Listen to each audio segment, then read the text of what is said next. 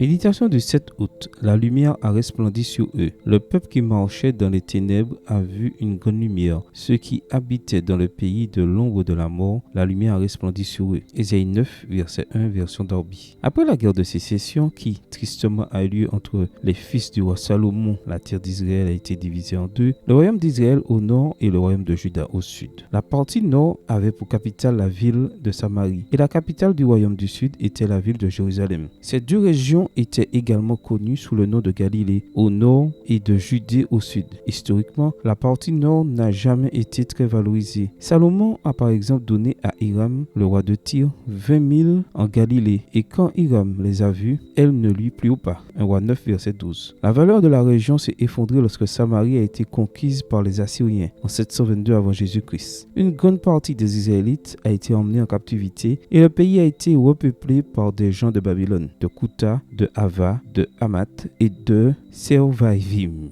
2 Rois 17, verset 24. C'est pourquoi la région était appelée Galilée, région des étrangers. Ésaïe 8, verset 23, version parole de vie. Et c'est pourquoi les Juifs la considéraient comme une zone de ténèbres, qui ne voulait rien avoir à faire avec ces gens et ne croyaient pas que quoi que ce soit de bon pouvait en sortir. Les Juifs avaient d'ailleurs refusé d'accepter le Christ parce qu'il était inimaginable que le Messie vienne de Galilée. Voir Jean 7, verset 41. Nathanaël a demandé, peut-il venir de Nazareth quelque chose de bon? Jean 1, verset 46. Ce qui est merveilleux, c'est qu'il a été promis à cette zone de ténèbres. Le peuple qui marchait dans les ténèbres a vu une grande lumière. Ceux qui habitaient dans le pays de l'ombre de la mort, la lumière a resplendi sur eux et cette promesse s'est accomplie lorsque le Christ est venu et s'est installé dans cette région. Voir Matthieu 4, versets 12 à 16. Le Seigneur est allé là où personne ne voulait aller. Il a apporté la lumière à ceux qui étaient dans les ténèbres, a donné la vie à ceux qui ne connaissaient que la mort. Pour Jésus, personne n'est trop mauvais ou trop pécheur pour mériter une chance. Ce Christ qui a été la lumière dans ces coins sombres du nord de la Palestine est le même qui peut apporter aujourd'hui la lumière dans l'obscurité épaisse qui recouvre nos âmes. Quand cette nouvelle journée, sa lumière demeure en chacun de nous. Amen.